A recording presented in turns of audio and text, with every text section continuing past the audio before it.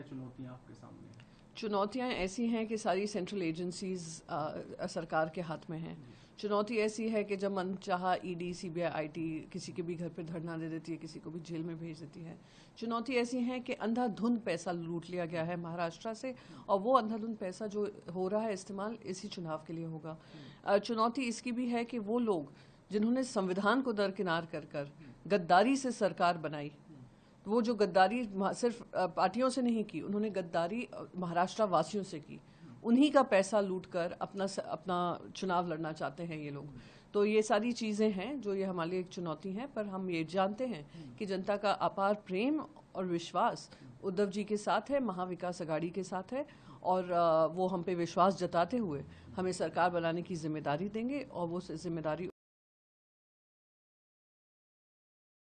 उनके नेतृत्व में ही हमने चुनाव लड़ा था। उन्होंने मेहनत करी, नीतियां जो हैं जन जन तक कार्यकर्ता ने पहुंचाई, लोगों तक, और जन जन को मालूम है, विश्वास उन्होंने फिर से जताया भाजपा में, क्योंकि ये एक ईमानदार सरकार है। बिना खर्ची, बिना पर्ची हम मिलते थे गांव में लोगों को, बच्चों को, वो आते थे, कहते थे कि हम अपने बलबूते पे लगे हैं नौकरी। आज भी आपने देखा है कि सबसे पहले जो 24,000 जो बच्चे हैं, उनके सबसे पहले कलम से उन्होंने, नायब सिंह सैनी जी ने, जो कमीशन के जो बच्चे हैं वो लगेंगे कल। तो ये एक सरकार है जो बिल्कुल प्रतिबद्ध है लोगों को आगे बढ़ाने के लिए, जो नौजवान जो वर्ग है उनको आगे बढ़ाने के लिए, महिला वर्ग, किसान वर्ग, मजदूर वर्ग। मंत्रिमंडल में कई जगह मिल सकती है आपको? देखिए, ये मेरा काम नहीं है, ये नेतृत्व का काम है। कांग्रेस छोड़कर आए हैं, कांग्रेस की हार हुई है, क्या कारण मानते हैं, क्या वजह रही उसके पीछे? उसका तो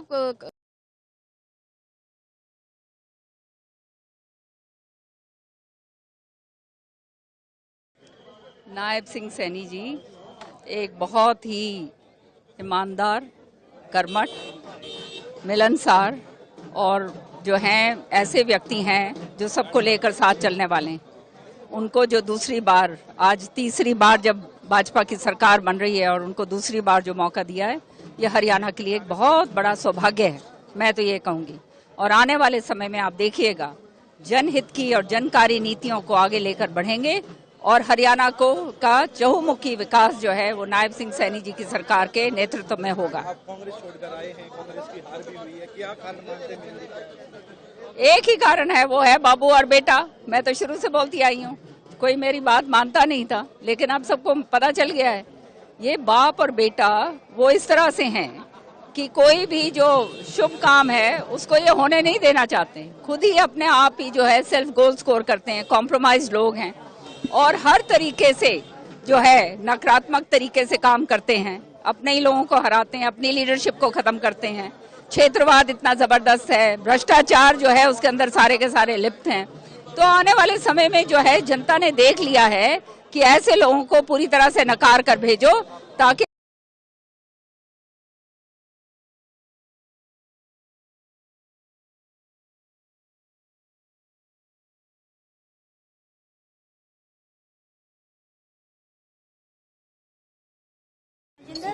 देखिए, आज बहुत सौभाग्य की बात है हरियाणा के लिए कि तीसरी बार भाजपा ने एक ऐतिहासिक जीत जो है वो दर्ज करवाई है। और ये इसलिए हुआ है क्योंकि सबने देख लिया कि जो सामने वाला जो विपक्ष था, कांग्रेस नाम की चीज, वो तो सारी खत्म हो चुकी थी, खाली बाबू बेटा रह गए थे। और जो हम एक ही चीज के लिए जो है तत्पर थे कि कौन मुख्यमंत्री बनेगा, कौन मुख्यमंत्री बनेगा। कोई नीति नहीं थी, कोई किसी तरह की जनता की सोच नहीं थी, किसी भी तरह से आगे बढ़ने वाली बात नहीं थी, पूरी तरह से क्षेत्रवाद था। अब जो है हरियाणा के अंदर जनहित को साधने के लिए बहुत पूरी तरह से पूर्ण बहुमत का मैंडेट जो है हरियाणा की जनता ने दिया है।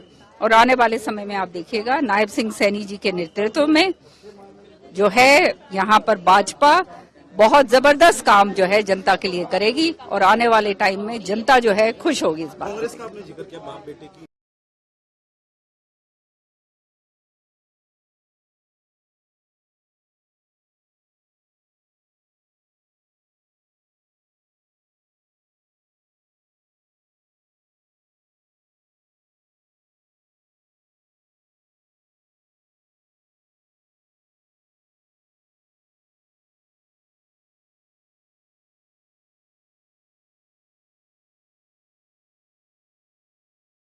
जम्मू कश्मीर के लोगों को बहुत सालों के बाद अपनी एक सरकार मिली है और लोगों ने एक स्टेबल सरकार चुनी है और बहुत मुश्किल दौर है जम्मू कश्मीर के लिए, खासकर 2019 के बाद जम्मू कश्मीर के लोगों को बड़े जख्म लगे हैं और हम उम्मीद करते हैं जो सरकार बनी है वो सबसे पहले इन जख्मों का मरहम करेगी।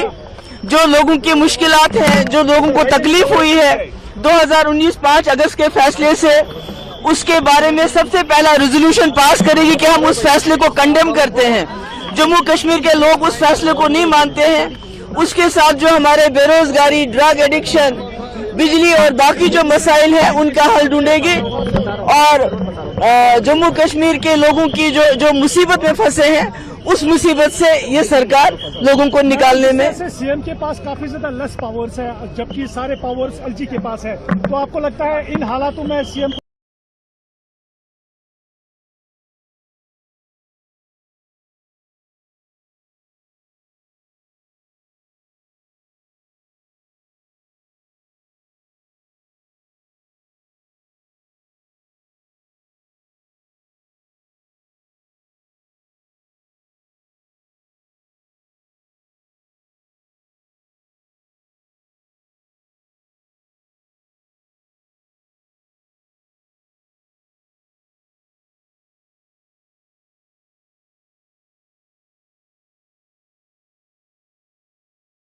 ठीक है या सीट शेयरिंग के अलायंस के साथ अगर कुछ गड़बड़ी होती है तो चीजें नेगेटिव जाती है जी। इनको रोकने के लिए कोई प्लान भी आप लोगों के पास आपकी पार्टी के अंदर है? देखिए यहाँ पर आप लोग मेजर पार्टी है। हाँ, बड़े भाई की भूमिका में माननीय हेमंत सोरेन जी हैं और जेएमएम है। दरअसल देखिए ऐसा है ना कि इंडिया अलायंस की जो मीटिंग्स होती रही हैं नेशनल लेवल पर भी, कहीं में मैं भी उपस्थित थी, तो उसमें मैंने देखा तमाम बड़े नेता एक ही बात को कहना चाह रहे थे घुमा फिरा के कि हमारा लक्ष्य है मैक्सिमम सीट जीतना और जीतने की गारंटी जो कैंडिडेट दे सकता है वो कैंडिडेट जिस भी पार्टी के हैं उनको टिकट मिलना चाहिए। ये बात है। मान लीजिए कि कहीं कोई, जैसे पिछले 2019 के चुनाव में हम लोगों को सफलता क्यों मिली थी? इसलिए मिली थी कि वहां पर देखा गया कि कौन सिटिंग है एमएलए, जो सिटिंग है उनको तो मिलना ही है, और जो पिछले चुनाव में जो सेकंड पोजीशन में थे तो उनको मिला और जो सिटिंग थे उनको मिला। मतलब सिटिंग अगर अपोजिशन का कोई था तो वहां पर जो अपोजिशन के बाद सबसे पहला नंबर लाया उसी को दिया गया। समझ रहे हैं ना कि कहीं अगर बीजेपी के एमएलए हैं तो वहां पर बीजेपी के बाद जिसको सबसे ज्यादा जो स्कोर किया था उसको टिकट मिला। तो वो चीज इस बार भी मुझे लगता है कि इस तरह का ही कुछ किया जाएगा ताकि मैक्सिमम सीट निकले। सिर्फ किसी को संतुष्ट करने के लिए, किसी को खुश करने के लिए निश्चित रूप से कोई भी पार्टी टिकट नहीं देगी। वो देखेगी कि कौन सबसे ज्यादा जीत का भरोसा दिला सकता है, कौन क्षेत्र में सबसे ज्यादा मेहनत कर चुका है, किस किस क्षेत्र में पैठ है। कई बार होता है ना कि जनता के साथ अच्छा रिलेशन बना के रखना भी बहुत महत्वपूर्ण होता है। तो जनता के सुख दुख में कौन जाता है, जनता के लिए काम कौन करता है, जनता का भरोसा कौन जीता हुआ है, ये सारी चीजों का आकलन चुनाव में निश्चित रूप से होता होगा, मुझे ऐसा लगता है। जो जिसकी संभावना ज्यादा है जिसकी टिकट मिलेगा, जी, कई बार यहाँ कंट्रडिक्शन रहता है कि जो पार्टी के पुराने कैडर हैं वो अलग मेहनत कर रहे होते हैं, उनकी अपनी एक वोट होता है, अपना उनकी अपनी पहचान होती है, प्लस जो यूथ ब्रिगेड है वो एक महत्वाकांक्षा के तहत टिकट पाने की लालसा में अलग मेहनत कर रहा होता है, उसकी भी उतनी ही पॉपुलैरिटी होती है। यहाँ कंट्रडिक्शन आ जाता है, फिर इस चीज को कैसे मैनेज किया जाए? नहीं, यूथ को भी टिकट मिलता है, कैसे नहीं, हमारे पार्टी में कई यूथ को मिला है और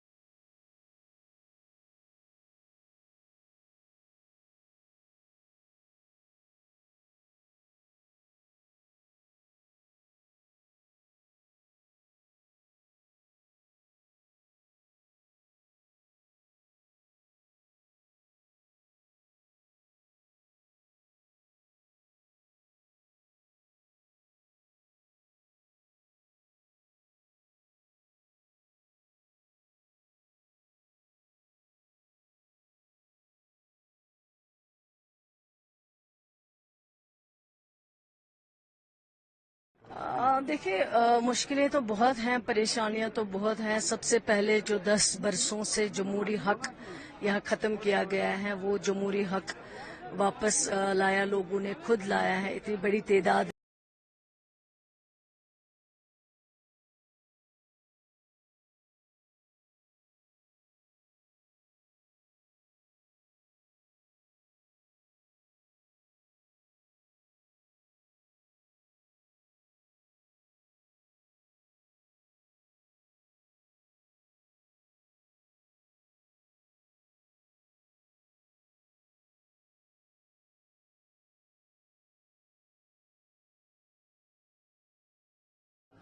सोनम जी, सिल्वर मेडल लाई है और ये पेरिस ओलंपिक्स का पहला कॉम्पिटिशन जो इंडिया में हो रहा है, तो सिल्वर मेडल ला के in front of home crowd कैसा लग रहा है?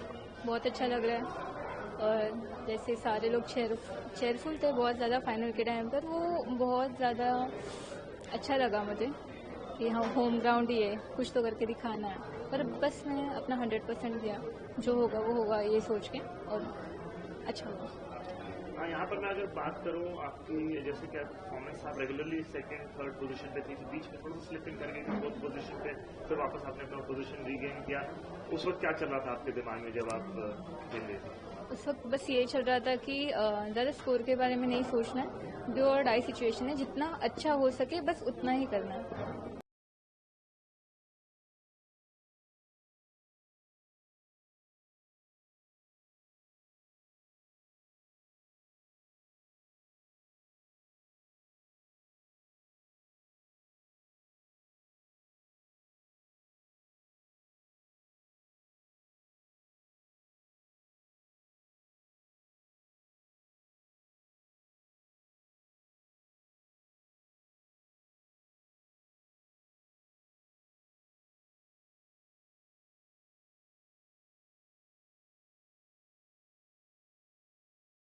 अरविंद केजरीवाल ने आके जनसंपर्क अभियान की शुरुआत की, उनका पत्र लेकर कार्यकर्ता लोगों के क्या इसके पीछे का मकसद है? देखिए, एक ही मकसद है। दिल्ली के अंदर आज से आम आदमी पार्टी ने अपना चुनावी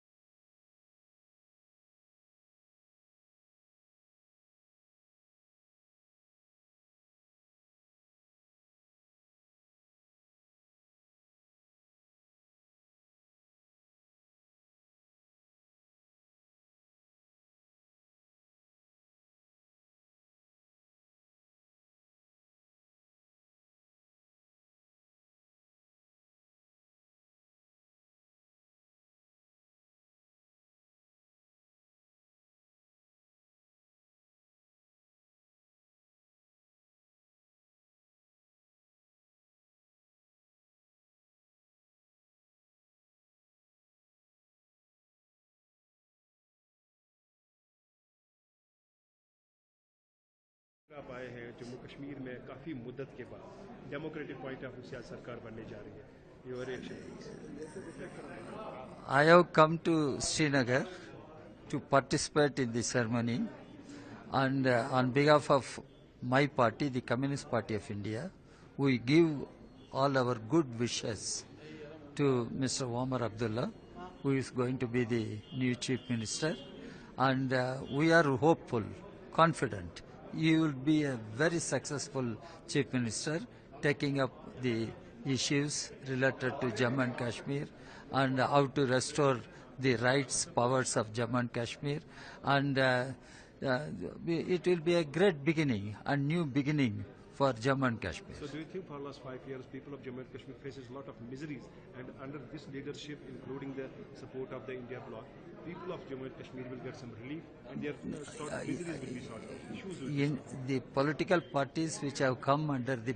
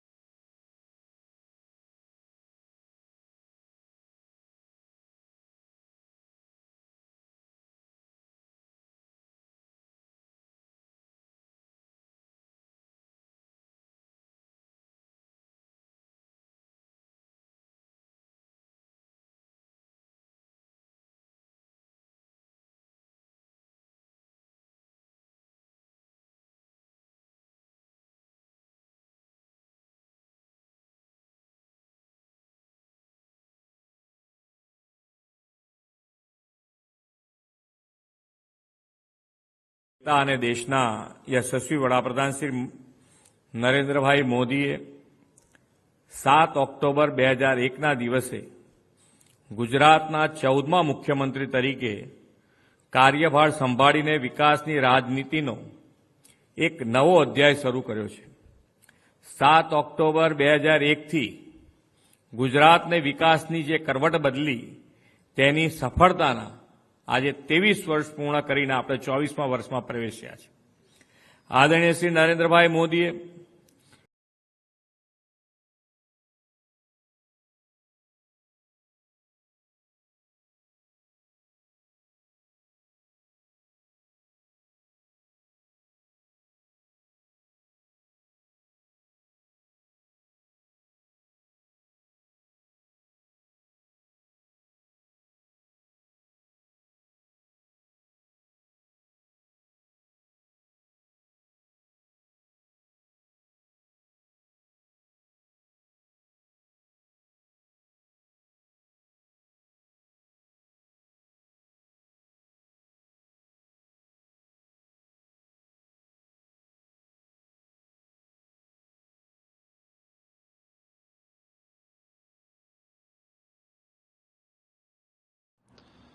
फ्लाइट नंबर 098 जो दमाम से लखनऊ जा रही थी, उस फ्लाइट में बॉम्ब होने का कोई मेल मिला था. उस मेल के आधार पे फ्लाइट को डाइवर्ट किया गया और जयपुर एयरपोर्ट पर इमरजेंसी लैंडिंग करवाई गई. उसके बाद प्लेन को BDDS टीम के द्वारा और स्निफर डॉग्स के द्वारा चेक किया गया. चेक करने के बाद कोई संदिग्ध वस्तु नहीं पाई गई. उसके उपरांत आगे की कार्रवाई की गई. पैसेंजर्स की बोर्डिंग की जा रही है. कुछ तलाशी में ऐसा कुछ सबूत कुछ मिला या कुछ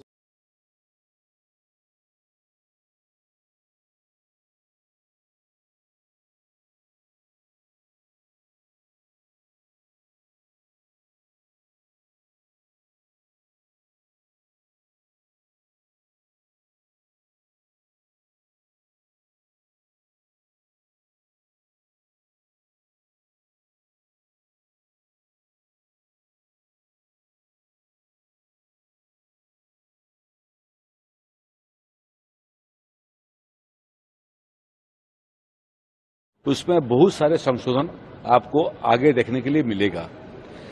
शहरांचल में जमीन बेचने के बारे में भी बहुत सारे कानून है, जिसमें एक कानून है रेरा, जिसको लेके लोगों का जमीन थोड़ा बेचना कठिन हो गया है. और जो रेस्ट्रिक्शन वगैरह है, वो रेस्ट्रिक्शन को लेके भी अलग अलग डेवलपमेंट अथॉरिटी अलग अलग इंटरप्रिटेशन कर रहे हैं. और जो लोग रेवेन्यू डिपार्टमेंट में काम कर रहे हैं, रजिस्ट्री ऑफिस में सब रजिस्टर, इन लोगों को अलग अलग कॉन्ट्राडिक्टिंग इंस्ट्रक्शन आने के लिए उनको काम करने में भी तकलीफ होता है. तो शुरुआत हुआ है बातचीत का. उसमें यूडी डिपार्टमेंट से भी हम लोग बात करेंगे, कानून विभाग से भी हम लोग बात करेंगे.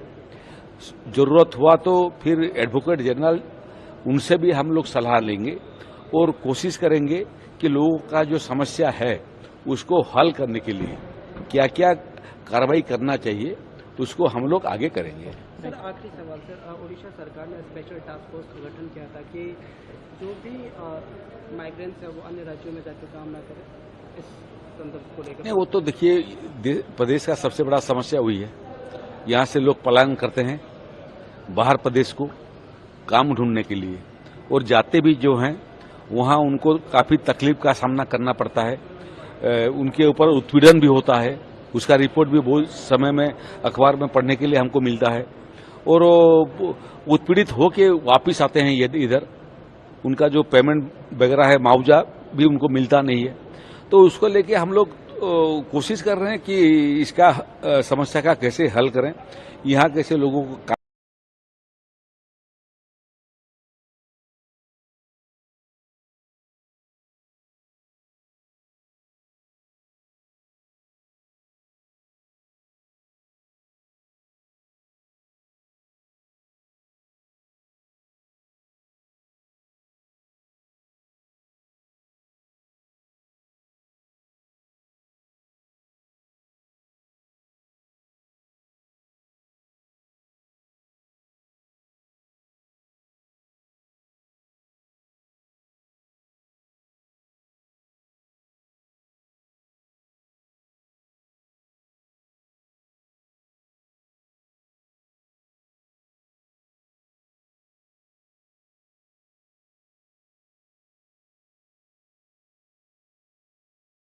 मीटिंग के लिए किस तरह आपको देखते हैं, क्या लगता है, क्या उम्मीदें हैं? देखिए, ये जो सम्मेलन है या समिट है, ये केवल एससीओ की मीटिंग है शंघाई को लेकर के।